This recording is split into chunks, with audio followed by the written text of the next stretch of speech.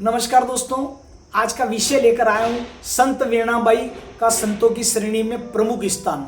दोस्तों, संत वीणाबाई का नाम आपने सुना होगा और नहीं सुना होगा तो दोस्तों 10 साल की उम्र में उन्होंने वो कर दिखाया जो आप और हम सोच नहीं सकते हैं। वीणाबाई ने पूरा महाराष्ट्र को तो झुमाए, पूरे देश के अंदर उनका आदर और सम्मान के साथ नाम लिया जाता है और महिला सशक्तिकरण में उनका प्रमुख स्थान है दोस्तों। तो आइए दोस्तों, वीडियो को हाईलाइट करते हैं अपन संत वीणाबाई के बारे में एक एक जानकारी आपको बताता हूं। उनका जो कार्य प्रणाली है वीणाबाई की सन 1627 से 1700 के बीच रही है और वह वीणाबाई 10 वर्ष की उम्र में उनकी नाबालिग अवस्था में शादी हो जाती है और शादी के कुछ समय बाद विधवा हो जाती है। तो दोस्तों, उस समय विधवा हो जाना एक तरह से कितना मतलब बड़ा काम था कि उसको किस निगाह से जनता देख जाती थी। लेकिन वीणाबाई ने 1627 से 1700 के बीच में जो कार्य किया तो दोस्तों आप और हम नतमस्तक हो जाते हैं वीणाबाई की कार्य प्रणाली सुनकर। ये मुझे जानकारी मिली पूरी दोस्तों, हमारी जो सुबह सुबह गुरु भक्ति की संध्या वंदन होती है आसाराम बापू जी की, इसमें सुबह में 4:45 बजे से। तो दोस्तों उसके अंदर जब ये गुरु भक्ति योग में प्रसंग आया तो मैंने पूरा वीडियो आप तक सामने रखा है। तो दोस्तों वीणाबाई का 10 साल की उम्र में विधवा होने के बाद फिर जैसे ही समाज में इधर उधर जाती तो ताने बाने उनको लोग देते थे और मतलब जो है उनका मन जो है संसार में फिर विरक्त हो गया, एक तरह से लगा नहीं।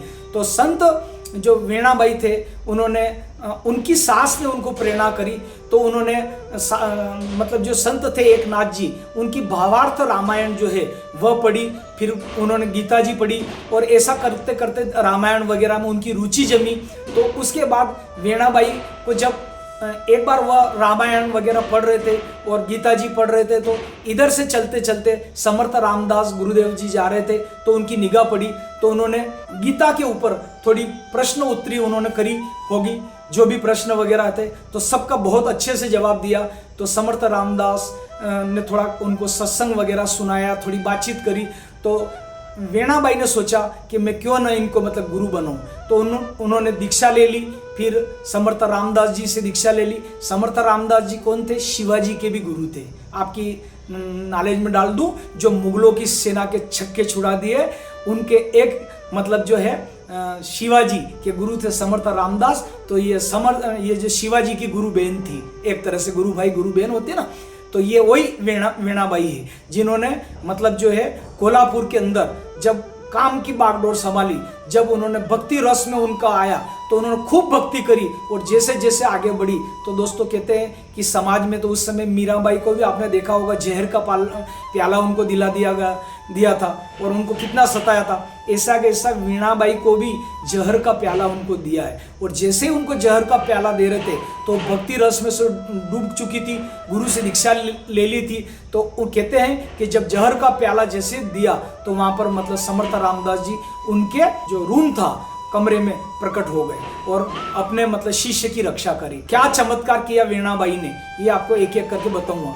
वीणाबाई का बारे में और बताऊंगा कि जैसे गुरुदेव ने उनको एक नया जीवन दिया तो वीणाबाई ने धीरे धीरे आश्रम जो हमारा समर्थ रामदास के आश्रम में सेवा कार्य करना शुरू किया और उनकी सेवा से सब बहुत प्रभावित हुए और गुरु की दृष्टि उनके ऊपर थी कि क्यों न वीणाबाई और अच्छा कार्य करे। तो करते करते एक दिन जो किचन सेवा थी उसमें खाना बना रही थी वीणाबाई और खाना बनाते बनाते क्या हुआ कि नमक भूल गई। तो नमक भूल गई तो आश्रम में तो एक निश्चित टाइम होता है भोजन वगैरह का, तो जब उनको एक ऐसा लगा कि क्या हुआ तो एकदम वो मतलब जो है बोलने के लिए अपने गुरु के कक्ष में चली गई। और ऐसा बोलते हैं कि पुराने समय में जब आज भी कुछ जो ब्रह्मज्ञानी गुरु वगैरह कोई भी है उनके कमरे में कोई भी अंदर प्रवेश नहीं कर सकता है, क्योंकि मौन साधना है, हो सकता है ईश्वर से उनकी मुलाकात हो रही हो, बात हो रही हो, तो किसी का अलाउड नहीं रहता, कोई परिंदा नहीं जा सकता है। और जो गई थी वीणाबाई, उनके जो भाव थे कि खाली नमक का पूछना हो, गुरुजी आज हमसे एक गलती हो गई, वो ऐसा करके एंट्री कर गई तो डायरेक्ट चली गई उनके कमरे में। तो देखा कि वहाँ तो गुरुदेव और हनुमान जी की बातचीत चल रही। हनुमान जी समर्थ रामदास जी के मतलब जो समर्थ रामदास जी ध्यान मग्न बैठे थे ऐसे और हनुमान जी थे, तो हनुमान जी और उनकी मतलब जो बातचीत चल रही थी। तो जैसे ये दृश्य वीणाबाई ने देखा तो दोस्तों वीणाबाई एकदम वहाँ पर बेहोश और अचेत टाइप हो गई। तब गुरु भक्तों को सबको लगा कि आज वीणाबाई की खैर नहीं है, इनको खूब डांटेंगे। गुरु भाई गुरु बहन वगैरह रहते हैं, क्योंकि वो जा नहीं सकती थी, वो चली गई तो आज वीणाबाई की डांट पड़ेगी। लेकिन दोस्तों गुरु का हृदय तो गुरु का हृदय होता है, तो उन्होंने समझ लिया कि वीणाबाई निश्चित रूप से कोई ऐसी बात है जो ये आ गई। फिर उनको सब पूछा करा और उन्होंने अपनी कहानी बताई कि ऐसी ऐसी नमक डालना भूल गई थी। गुरुदेव ने उनको माफ कर दिया और वीणाबाई की तरफ देख के बोला, अब जो रामनवमी आने वाली इसकी तैयारी आपके हाथ में दी। आप सोचिए दोस्तों कि रामनवमी की तैयारी पूरी उनके हाथ में दी थी। आश्रम में पुराने समय में सारे त्योहार वगैरह धूमधाम से मनाए जाते थे। तो दोस्तों वीणाबाई ने 10 साल तक आश्रम की बागडोर संभाली और बहुत अच्छे से रामनवमी का पर्व धूमधाम से मनाया। तो जब पहली बार समर्थ रामदास जी ने उनको रामनवमी की तैयारी करने के लिए पहली बार डोर दी आश्रम की कि आपकी तैयारी पूरी आप करना और आप प्रमुख रहोगे, तो दोस्तों वीणाबाई ने कहा कि कैसे संभालूंगी, क्या करूंगा, इतना बड़ा उत्सव ये वो। तो कोई एक अनजान करके मतलब जो है एक रामाबाई करके एक कोई महिला आई पास में और वो इतना उनका हाथ बढ़ाया कि जब वो टच हो जाता था उनका हाथ उस महिला का, तो वीणाबाई के अंदर 100 गुना शक्ति आ जाती थी, ऐसे काफ़ी शक्ति आ जाती थी और खूब काम होते रहते थे, काफ़ी काम हुआ। तो जब ये त्यौहार धूमधाम से अच्छा सा मना लिया गया रामनवमी, और फिर मतलब जो है गुरु और शिष्य की जब बात होती है तो समर्थ रामदास जी ने कहा कि आपने तो बहुत अच्छे तरीके से तैयारी कर ली पर्व की और बहुत धूमधाम से मनाया। तब वीणाबाई ने बोला कि महाराज एक रामाबाई करके एक महिला थी, उसने खूब सहयोग किया था। आप जानते कौन थी महिला, कहाँ की थी वो? तो गुरुजी ने बोला कि मैंने तो कोई मतलब जो रामाबाई महिला नहीं भेजी।